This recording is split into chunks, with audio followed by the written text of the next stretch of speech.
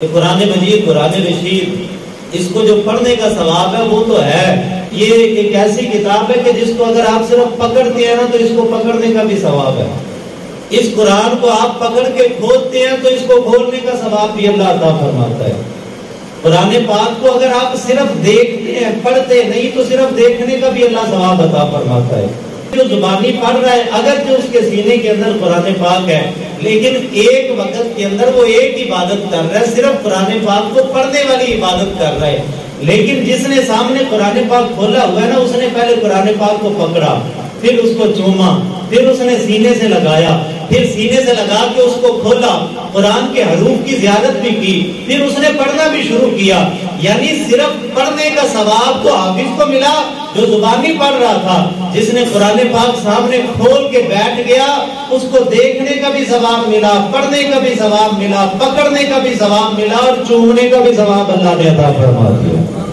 اس کا آپ ترجمہ پڑھ لیں تو ترجمہ پڑھنے پہ بھی اللہ الگ سے ثواب عطا فرماتا ہے.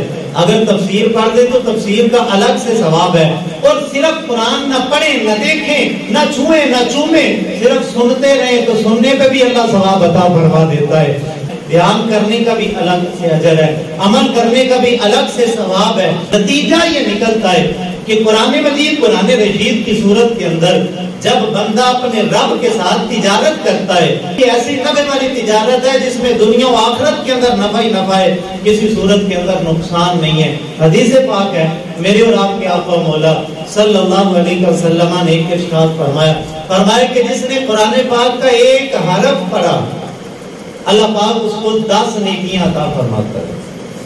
اور یہ ثواب عام دنوں کے اندر ہے. ماہ رمضان شریف کی میں بات نہیں کر رہا. ماہ رمضان شریف کے اندر تو ثواب 70 گنا بڑھا دیا جاتا ہے.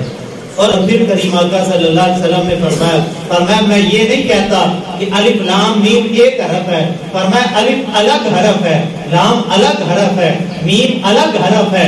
یہ ایک دفعہ الف لام میم پڑھو گے ماہ رمضان سے ہٹ کے اللہ تمہارے کھاتے کے اندر 30 نیکیاں درج فرما دے گا.